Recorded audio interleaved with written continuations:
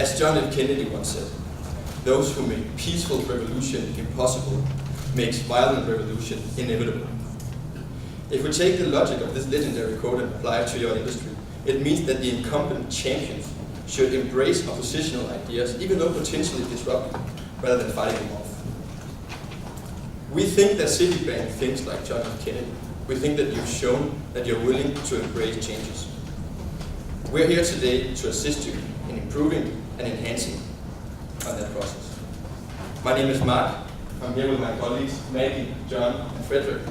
Together, we are Øresund Consulting, and we will take you through our business proposal that we believe will create the innovation structure framework that you're looking for and increase the footprint on your customers in the moments that matters most to them.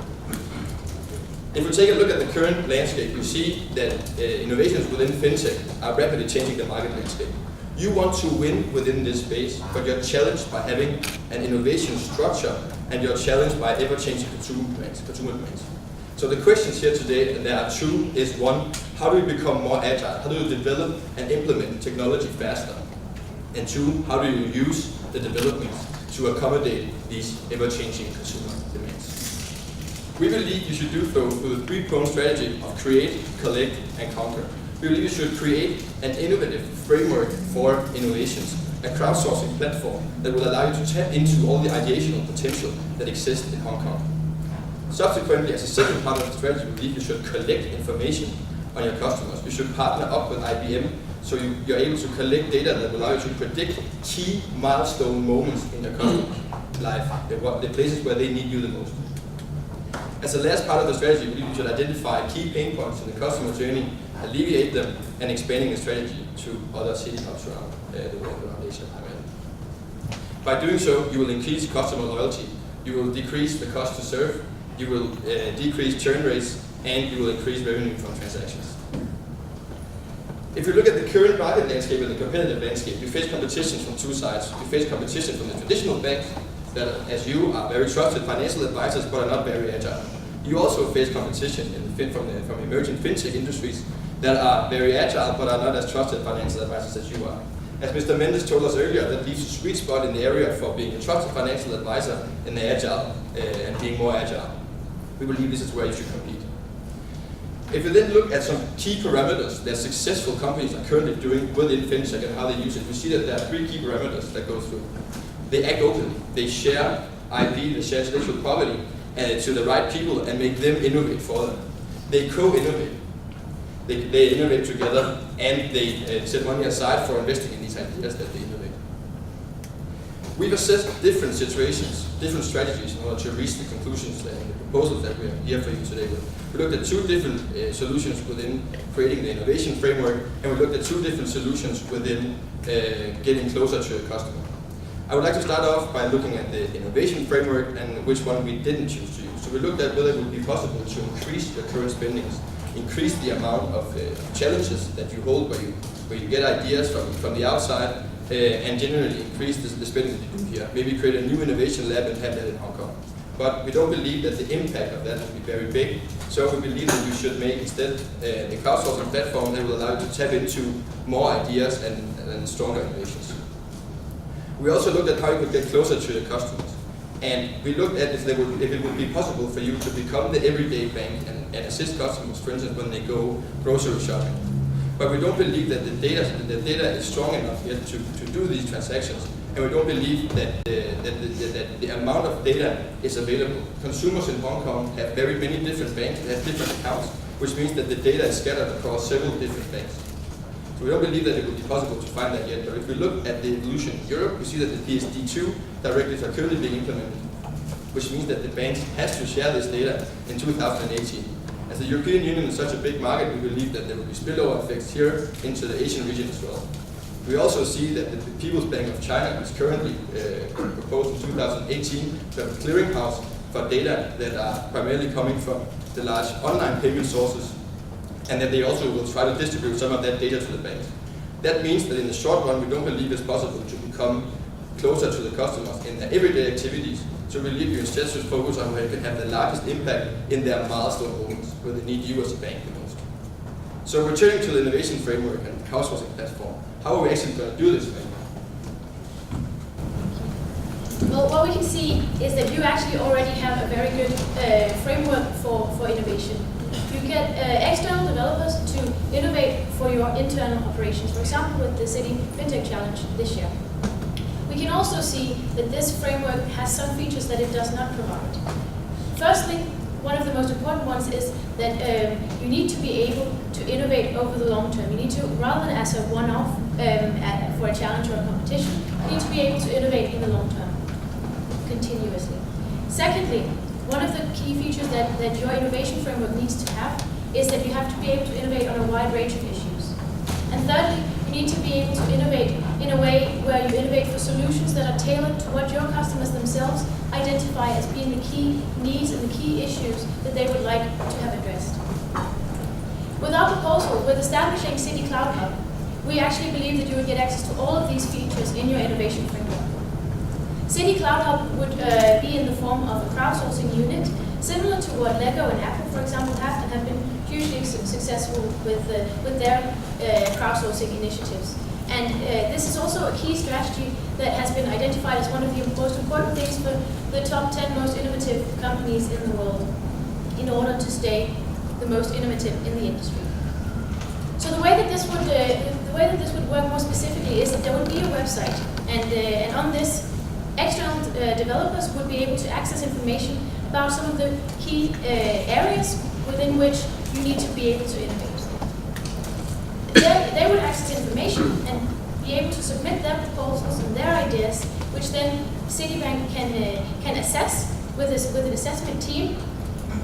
Based on this assessment, which comprises 3 criteria, Citibank will then be able to choose whether or not to invest in or acquire these ideas or companies. And the 6 key areas that we've identified are these. And we've chosen these areas because they are the ones where you need to be able to innovate continuously. You need to be able to stay ahead in these areas. And we see there being 2 main ways in which these developers can come up with solutions and going from their ideas to solutions for your customers. First of all, there is the traditional way of the innovators having ideas that then can be submitted and be integrated within Citibank Hong Kong. Citibank Hong Kong will then be providing this as a service or a product as a solution to their customers. But we also see there being a new way in which this should be done, where customers can be able to provide feedback. So in their interactions with you, whether that is in a meeting in person, or whether that's on the phone, or through them using an app or on their computer, we believe you should seek out what they believe are the main issues that they would like you to address, if they have any needs. And then they can be provided to you, you can gather them, and provide this information on the website to these external developers, who then once again can come up with ideas that can be integrated and then provided as solutions to the customers. Questions for you.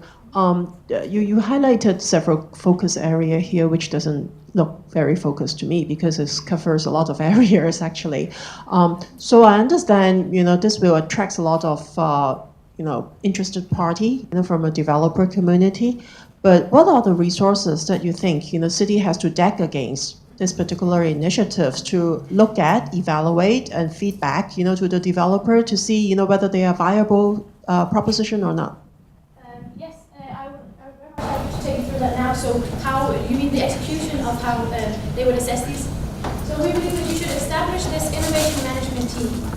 They will be evaluating the proposals, and they will be making sure that this is executed and implemented so that the ideas are comprehensively integrated within the Citibank business, the existing business, and the existing fintech solutions that you have. And this team can leverage on the experience you have with your other innovation hubs around the world in Tel Aviv, Singapore, New York, and in Palo Alto, so that they will be qualified not only to evaluate the proposals, but also to be working directly with these external developers to make sure that it's properly implemented. And the key performance indicators for this would be having at least 15 innovative solutions implemented every year, and making sure that as an effect of this, the cost to serve would be reduced by at least 3% annually. And so by doing this, you will be able to move beyond simply innovating internally, but also getting long-term access to innovation from external developers in order to improve your internal operation. How do you come up with the 3% annually? My colleague would like to explain more about that. So if you can hold on to that question. Maybe a question easier to answer would be, is this strictly a cost-driven idea? So this is not strictly a cost-driven idea. This is because we need to be, we believe that you need to be, this is a very fast-moving industry in terms of the consumer demands. The consumer demands are evolving very quickly. We believe that, of course, it would reduce the cost to serve, which will be profitable for you. But also, in order to improve your customer loyalty and to improve customer satisfaction, that's also something that we believe this would be important for. What is your assessment to the current situation in Hong Kong in terms of the sources of innovation?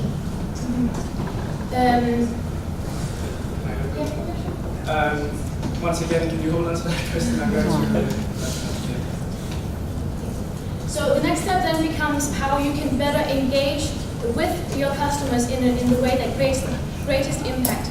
And my colleague John would like to tell you more about that. Thank you. We want you to take an active stand in your client's customer journey by targeting their milestone moments, those moments in life when they are the most need of your products and services. And by predicting when these milestones are, you can be proactive in your business. There's two ways of predicting. The first one being analyzing online activities.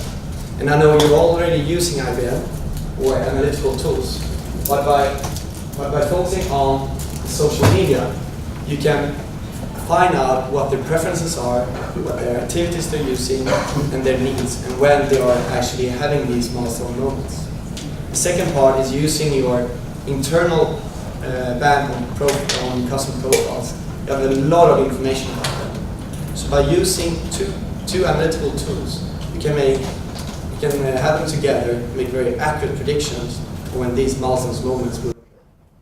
Is there any research available telling us how credible the information in the social media that we can gather from, whether they are fake, whether the customer are really telling you who they are, and giving you the true information so that you can predict the milestone moment? We all know there's a big problem with fake news, right? But I think that there's also very accurate parts of the social media that you can find. For example, if you're on LinkedIn, you have a promotion and you put it up your promotion page, you know that this is the new job that they will have. And this is a very accurate prediction. And in that way you can target them and say, okay, let's find out if we can target this customer talking about wealth management. We have also assessed a third option to predict consumer patterns. That is the daily consumptions. We assess that the quality in this is not, the quality of data is not as good as the quality that we can get from big data analytics online. So that's why we are focused on the two other areas. And so what we can do here is that we can predict when a milestone moment is, so that you can be there before your clients. So you can gather these clients. Instead of spreading the wealth throughout different banks, you'll be able to have them under Citibank roof. And that further increases your data that you have on profiles. So this is the customer journey, and this is the milestone moments that we see. So for example, turning 18, you're moving out, you're graduating, you are in great need of Citibank's products and services. So how this works is that the analytical programs will identify online activities together with the consumer profiles that will then notify your CRM, and they will reach out to the customers so that they can initiate a discussion about, okay, so how can Citibank help you in this moment? What can you do for them? And this is where you will talk about financial advice. You can introduce new products, services, and then take them in under your roof rather than they going to the other competitors. By doing this, you will increase in customer satisfaction, but you will also make life a little bit more convenient. We have identified your segments. You segment your customer base in terms of wealth. I would like to segment it like this. Here, they're segmented based on age. I'm talking about milestones. And the older segments right here, the older segments we have, they are less active online. It's harder to predict their milestones moments. But what we want you to realize is that these analytical tools will apply to all segments, because the older segments are the wealthy ones and where you make the most money in wealth management. But focusing on the other two segments that are much easier to predict milestones moments, and especially the younger segments who are more likely to churn. As you know, the younger segments have several banks, and they're not as they are basically more likely to churn. And by targeting them in this specific moment, you'll be able to retain them within Citibank. Sorry, this strategy, the barrier of entry is very low. So if I can do this, probably other banks can also partner with IBM and do exactly the same. So if everybody is doing the same thing, we have the level playing field, right? So what will you identify as Citi's competitive advantage? The competitive advantage is that so every bank uses the same analytical tools right now. Everyone uses it. So it's the standard on the market. So we know that you will be the first one to use this, analyze the social media.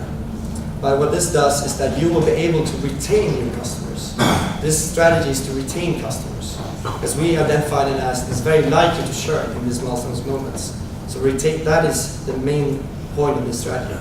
It's not about finding new competitive advantage, but it's more about finding ways to keep your customers within Citibank. So by using this strategy, you will reduce churn, increase satisfaction by customers, and make their life a little bit more convenient. Now my colleague will take you through our next part of the strategy. Okay, my colleagues have just been taking you through sustainable innovation. What is actually going to happen tomorrow? What is the short-term strategy, and how does your current customer journey pinpoint the needs of your customers?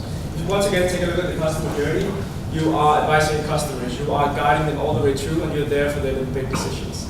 However, we have, within mortgage and insurance, identified some pain points, where areas of improvements where we mean that you can make a difference right now.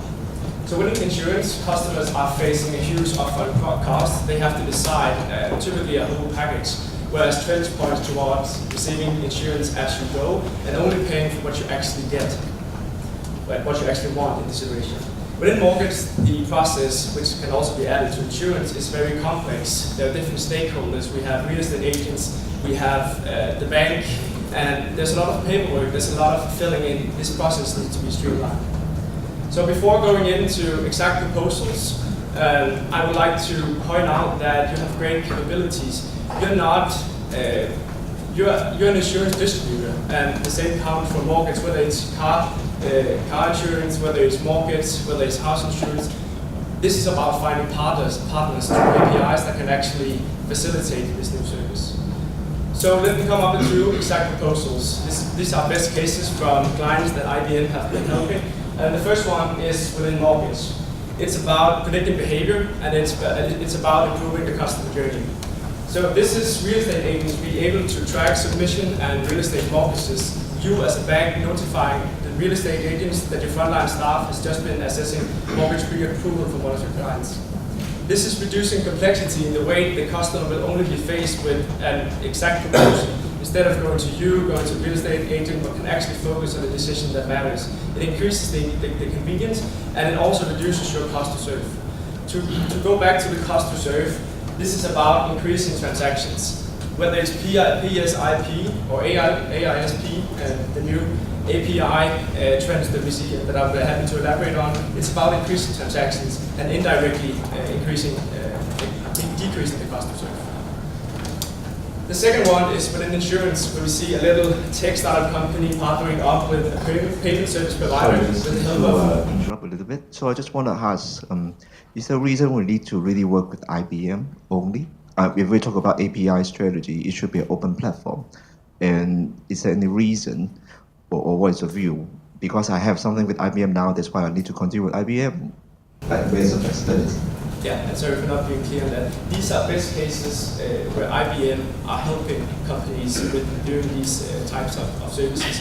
It's not necessarily IBM that needs to that you collaborate with. So going forward to the next insurance proposal, this is a pay-as-you-go insurance company partnering up with a payment service provider with the help of IBM once again, are able to target the customer based on geolocation, but also transactions. Say you are in the airport or you have just bought a flight ticket. Then you get a push notification saying, do you want an insurance for this? It's inconvenient. It's convenient in the way that the customer only has, he doesn't have to take an active decision. Of course he has, but you help him doing it, you help her doing it, and at the same time, you don't have to buy into a whole package just to be insured. These proposals are all about open APIs, what my colleague has just talked about.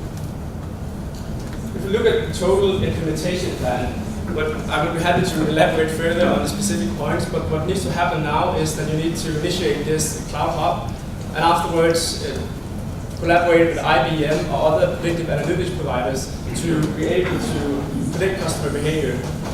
This is done to, in the end, propose these two initiatives and expand geographically. And why expand geographically? This is because this proposal is based on an innovation hub, which basically means the more ideas you can have out there, whether it's within cybersecurity, whether it's within improving wealth management, the possibilities of getting ideas increases whatsoever with the amount of innovators out there. So Hong Kong is a very attractive market because of the attitude to change in terms of digital banking. The way the market fits your company in terms of monetizations, there are very few that actually rely on cash. And also, it's in terms of the fintech community. You have had huge success with your conferences here in Hong Kong. And this is why we have identified Shanghai and Tokyo and simply assessed the same criteria, saying if these companies with basically the same regulations within this data assessment area can be used in the innovation hub, we will just have more people out there innovating.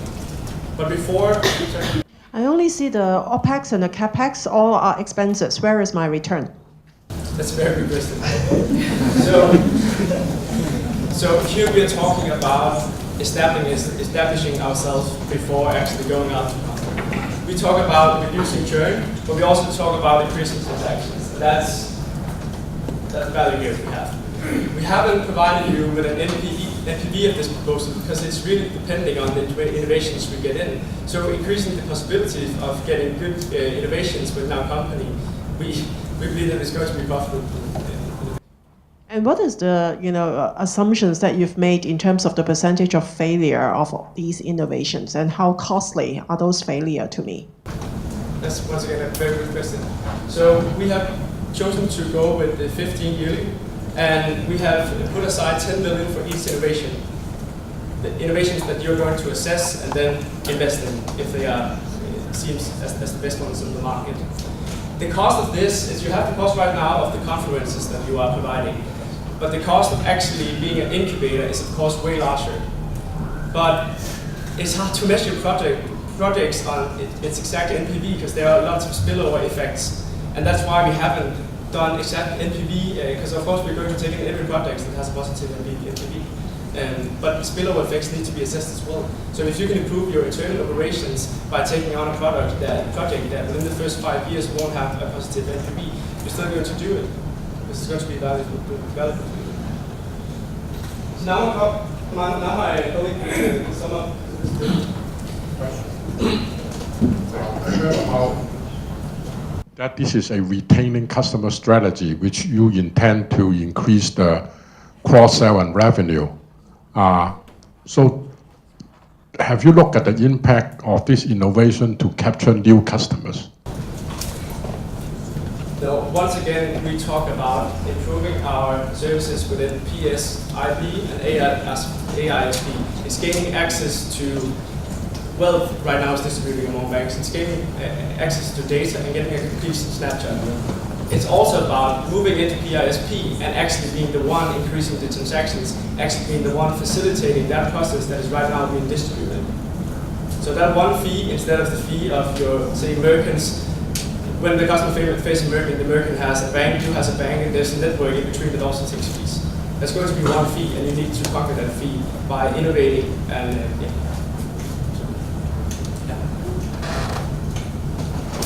And to elaborate a little bit on, we have seen in a report from Accenture actually that fintech users are prone to change company if they see that it goes by word of mouth. So we know that they're prone to change company if they hear from other people in the network that there's a solution that works better. We also know from consumer profiles from Hong Kong that you evaluate convenience because you don't have that much time. So we believe that by enabling a platform where we enable convenience to customers and we enable them to save time, then we believe that word by mouth will increase revenue from the customers. But since we haven't been provided with much financial data, we haven't been able to access the exact financial impact of it. But we definitely expect it to be positive due to other assumptions that we're making in the strategy. And to round off our presentation, to go back to the quote I mentioned in the beginning, perhaps without our strategy, there won't be literally a violent revolution. But we do believe that by following this strategy, you will be able to fulfill the goals that Ms. Angel talked to us about the other day, about enabling and establishing this innovation structure, this innovation framework. We believe that by making a crowdsourced platform, you will be able to tap into all of the ideational potential that exists in Hong Kong. And we believe that you'll be able to use these ideas collected with the strategy, with the predictive analytics, to accommodate users and your customers and make that footprint on them where they need you as a bank the most. Thank you very much. When I'm ready for answering further questions you might have. One question is, on the customer journey. So you mentioned about, identifying the milestone moments.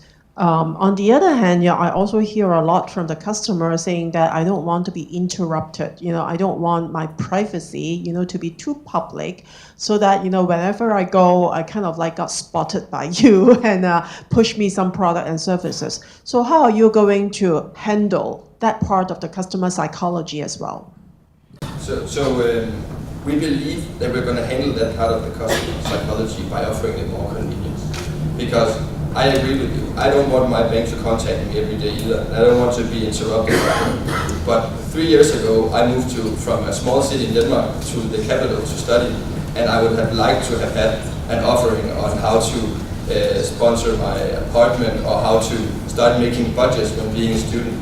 So we believe that no, it's not convenient for the customer to be approached every day by their bank. But if we identify these milestone moments, we believe that it's definitely something that they would want to. And the second part of your question, as I understood it, is it intruding on privacy?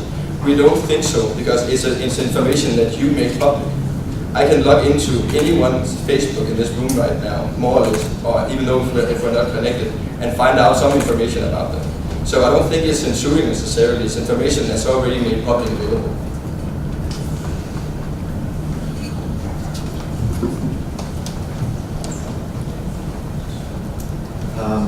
So if I follow your strategy to carry on things, what is the impact to my organization? What is the impact to my end product? Cultural shift? Anything? So right now you have relationship managers facing your clients, and by streamlining the process of doing different things, something needs to change. Not only a culture change, but also what are these guys using their resources on?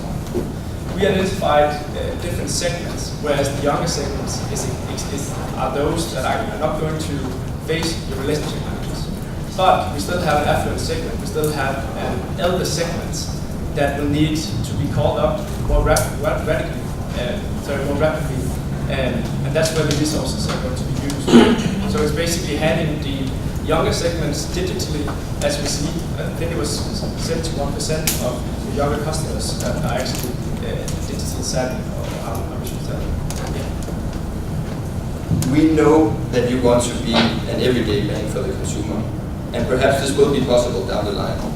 But with the current quality of data that you can actually reach, this is not possible right now. Instead, we believe that you should make an innovation hub that will allow you for this in the future. Thank you.